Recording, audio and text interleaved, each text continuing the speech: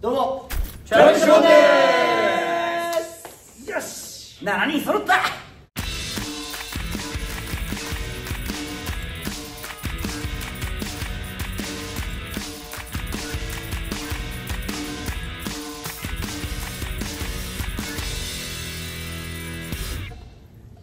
言っていい？どうぞ。さあ、ということで今回やっていく企画はですね、うちの最年長ノエさんの年表をノエル生まれから今の状態までいろいろあったことをちょっと掘り下げて改めてノエルを知ろうという企画でございます。はい。気が入りすぎて1時間前ぐらいだったけど。おい、気が入ってきた。早く帰ってたかもしれない。おめでとう。ありがとう。おめでとう。やった。ということで、じゃあノエさん行きましょう。レッツノエル。川島の年表。まず誕生日から生まれるか。生まれよう。俺生まれるわ。爆誕する？爆誕しよう。トラビス・シャバンで一番長く生きてるわけですから。確かに。敬えよ。敬え。あんま聞かない。俺を敬え。敬えよって言われても敬えないよ。いいですよね。生まれました。生まれました。ありがとうございます。生まれました。ノエルってさ、この字書くじゃん。うん。ちょっとその由来って何？確かに改めて。改めてね、このノエルの「の」っていうのが〇〇のごとくって意味なんだよ。ごとく。優が如くの。あ、そう。何々のようにみたいな。絵がお父さんの名前から1文字もらってて、ルがお母さんの名前から1文字もらってる。確かに。だから父と母のごとく生きてくださいっておじいちゃんが素敵な名前だね。おじいちゃんが好きなの。そうそうなんだ。素敵な名前をいただきました。素敵な名前。すごい。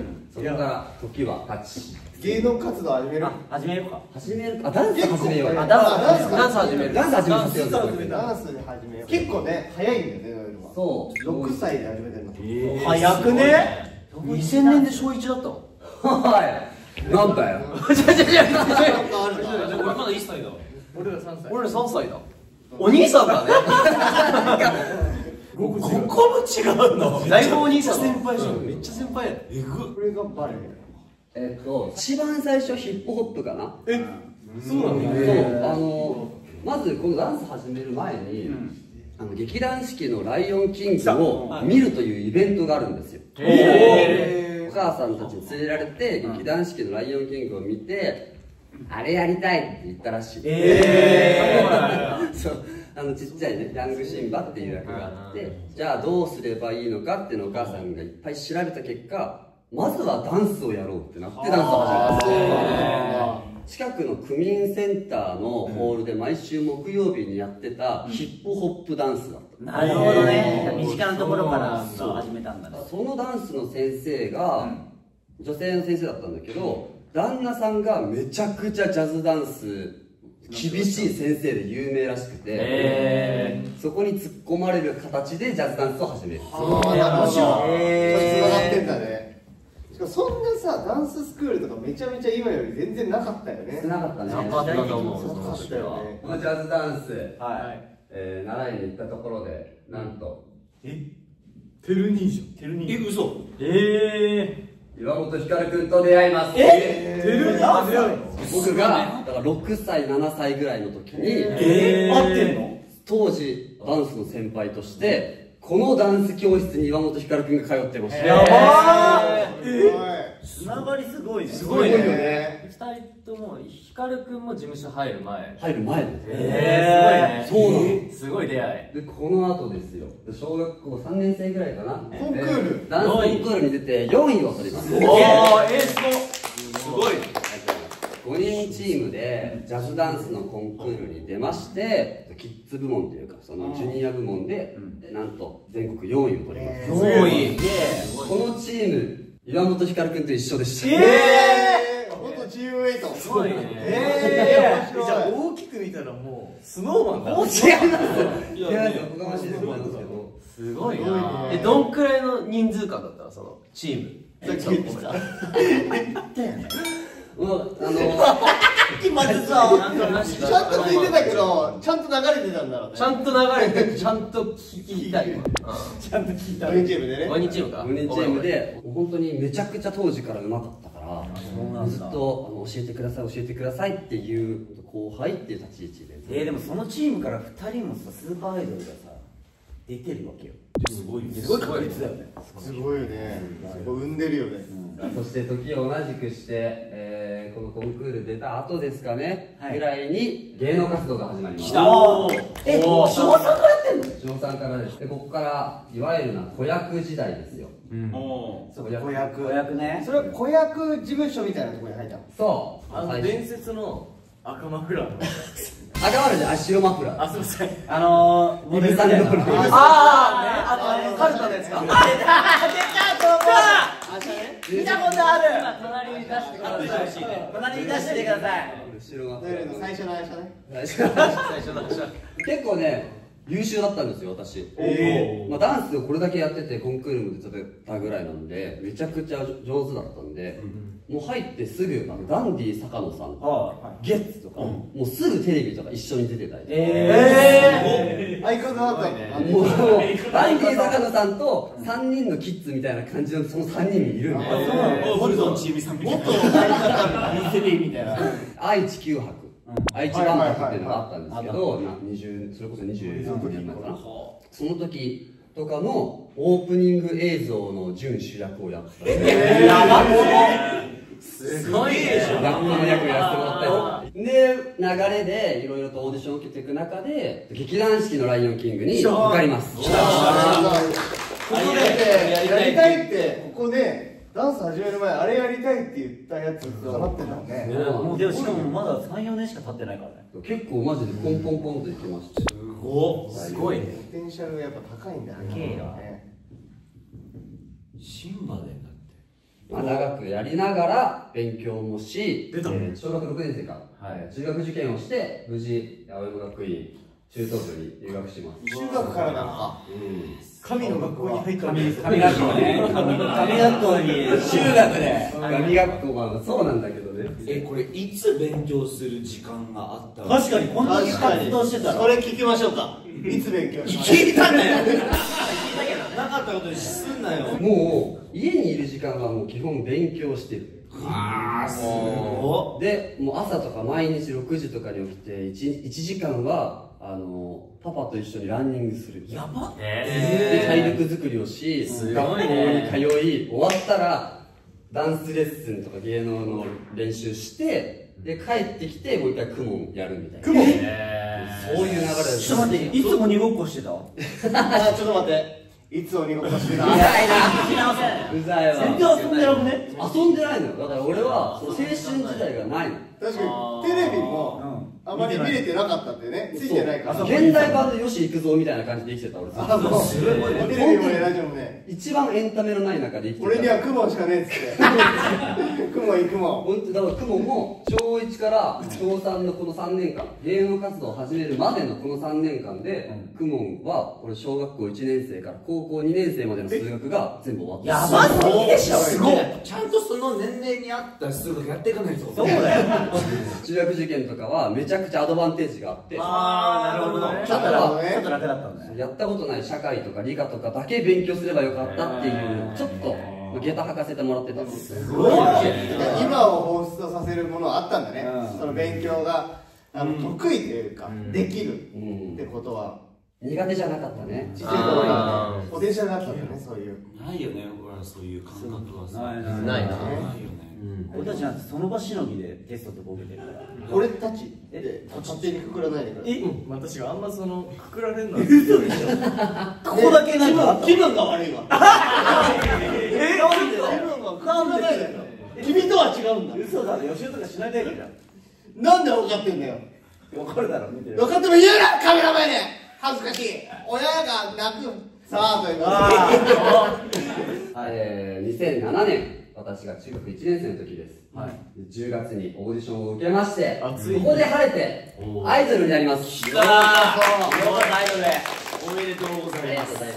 これもエリートオーディションだったのよ。気になるわ。なんていうのはどんな感じなの？トリプルカイトとかさ、オーディションめちゃくちゃ多かったでしょ。めっちゃ多かった。めっちゃ人数いたね。で、シューズとかもさ、スクール革命のオーディションとか多かったでしょ。で、シェレも多分同じ時期だった。そうだね、多かった。で、ゲンタもいたね、結構。だよね。いた。大体みんな100人とか300人とかそういう規模でオーディション受けて10人とか入るっていうのはなんとなくこういつもの流れだったんだけど、そのイメージ俺らも。この時平成ジャンプさんがちょうどデビューされた直後だったんですよ。はいはいはで急遽即戦力となるジュニアが欲しいってなって7人でオーディションを受け6人で受かるという。やばっ7人そんなあるんだ。この人数ってことでしょ。そうこの人数で受けてこの人数が受かりましたみたいな。やばっすごっ。その7人っていうのも多分履歴書とか見て選ばれて即戦力になりそうな7人を集めてたみたいな感じだった。多分そうだったんですよね。はあ面白い。面白いね。なんでこの事務所というか、まあ、アイドル、確かにヤングシンバからで、なんでこの事務所だった？結構自分の中の人生で大きな転換点だったのは、今まで子役をやらせてもらってた期間は、自分じゃないんだよ表に出てるのが役ってああなるほど役なんですよ。あこの役っていうのをやり続けていくこととまた別に何か挑戦したいなってなって、自分の力で戦うっていうのはどうなんだろうって考えた結果、アイドルっていう本人役で世の中に出ていくことをここで決断した。本当に中学生？中1だぜこれ。小6中1の考えじゃないよ。早い頃からいろんな経験してるからね、そういう考えが発達するのもね。でも2008年とか9年とかにこうそれこそカトゥーンさんの「ドンチューエバーストップ」とかが1枚500円とかで CD 販売促進してた時期とかにがっつり買ったりとかして、どんどんこうアイドルというものを志すようになっていく。ここで僕の人生は大きく変わることになりましたね。確かにすごいね。ここからアイドルとしてたくさんやっていく中でこう、中3かな、中3でおやっと出てきたトラビスジャパン。もう一人ここで2009年の「太陽からの手紙」というプレイゾーンでシメがスノープリンス合唱団の時に僕も出てて出会って、ここからですねシメは長い付き合いでございます。なるほど。トラビスジャパンの前身グループとなるJRA とか SAD というグループでシメと一緒になり合流しますね。懐かしい。4人なんだよね。あれってなんかあれも結構特殊な決まり方確かにだったんだよね。そうそれこそジョジョのダンスレッスン、ピグルビの振り付け師がピグルビの振り付け師のジョジョのダンスレッスンに、それこのスタジオでそうよね。ここよ。変わる前だ。そうだしここ妖怪だめっちゃ懐かしい。ジュニアチャンネルとか最初は多分シャトルランとかもあった邪魔だったあれ。いつもあれね、初めてそのレッスン呼ばれていくんだけど邪魔だからこいつそれこそ俺らもジョジョレッスンっていうのを受けてて、もう30人ぐらいのジュニアの中からちょっとずつ呼ばれなくなっていく人がいるわけ。6人しかいないねみたいな。うわやだ。あれ今日は4人しかいないのみたいな。その残った4人でプレイゾーンに2010年のプレイゾーンに出るとなって、ここでシメと同じグループになります。選ばれたんだよね、2人はね。すごい。レッスンしてる最中は分かんなかったよね。いや、シメ多分これノイルは分かってたよ。ノイルは分かってた。シメ多分察してたな。多分これオーディションの一部なんだろうなって。もう慣れてるから芸能界慣れてるから。確かにそう。そして2010年トラビスジャパンが結成されます。高3かあれ。俺高3だったんだね。こう考えるとね。トラビスジャパンになるまでにもう芸能活動めちゃくちゃ長いもんね。本当にそうだよね。芸能活動開始が小3なんで10年。この時点でもう芸歴10年。おかしいね。すごいな。ベテランだよ。なかなかすごい数字よ。ここの2012年高校3年生トラビスジャパンが結成されるタイミングで静谷とチャカと海とは合流してます。ああそうですね。ここで、9人のトラビスジャパンとして結成されますね。尖ってたなぁ。誰がいやおめえだろ一番ってんだよ。いや待って兄貴なすりつけてないっすよ。ノエさんも尖ってたよ。いや俺はでもあなたが言うことじゃないかも。そんなさ、尖ってたかな。でもさ、俺毎回さ、メイク道具とかさ持ってなかったからさ、舞台中ノエル君の部屋行ってさ、ノエル君から借りてたんだよ。じゃあ人間としてその貸さねえよとかじゃなく優しい人だったけど、なんかその思いみたいなグループとかそういうことか、そういう部分に対しては別にグループだからどうこうじゃなく、こうしたいこうしたいっていうね、そっちか思いがっていうのは確かに。だから頭丸めたんだ。懺悔みたいな。ここがそれ確かにフリーゾーンの稽古中もうちょっと長いぐらい、今よりもうちょっと長いぐらいでずっと稽古してて、本番前何日かだからもう何日か前にめっちゃ単発になってびっくりしちゃう。なんでこの年の、お正月ぐらいにやってた舞台「滝沢革命」かな、で大将軍っていう役に、今の ABCZ の戸塚君がね出てたわけ、やってたわけね。トッツーが2011年にねこう頭坊主にしてた。知ってた。ちょうどその後2012年のそうだお正月にちょうどいい長さで、パンフレットの単発がめっちゃかっこよかったの。俺もかっこよくなりてえと思って切った。やべえ。あれか。俺そんな人の思いを頭丸めたの。よくないぞお前。ないよね。でもびっくりしたよね。びっくり俺らとしてはなんか長いイメージ、長いイメージ後輩としてもなんかギラギラしてる感、頑張んなきゃみたいな部分は単発だしより感じたかも。ああそうね。やらねえとみたいな。髪がとんがってるからとんがって見えてたかもしれないね。何言ってんの俺。早いって。これでやっとその松松がいない TJ の話ある？根に持ってるね。毎前回から。ここで、2017年、私大学を卒業しまして、無事10年間の青山学院生活を終えまして、この夏ですね、松松を迎えるという決断をして、11月19日の湾岸ライブでトラビッシュバンド新大生になりました。おめでとう。おめでとう。これが流れた時にはそのね、その誕生日のちょっと遠回りかも。何？この放送してる時はもうその7人の誕生日を迎えてるね。7人になった記念日も迎えてるね。この放送された時。ああそういうことか。なんで行くまでにそんなブレーキ踏めるの？ポッピングブレーキ。すごい。でもこれさ、俺気になってたんだけどさ、このウィズミュージックでも話したんだけどさ、静谷はさ、松松が入ることに関してさ、正直どうだった？いや嫌だったよ。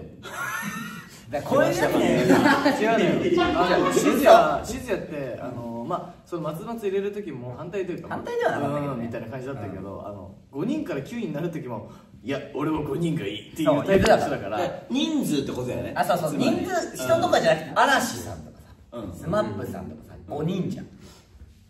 でなんかこう歴代のこうバーンってこうずっとチャートにバーンって残ってる人たち5人のイメージが強かった俺の中で。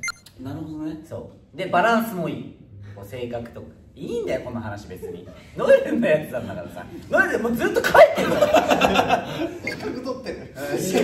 のまりがどれ？確かにね、TJ と同時並行でね。そう芸能活動をしながら勉強するっていうことをがっつり始めたっていうのが社会人になってからなんですよ私実は。18年か。そうでここまで大学3年生の前期、いわゆるこう大学入って1年2年と2年半ですね、3年生の前期で卒業単位を取り切ってます私。すごいよね、すげえな。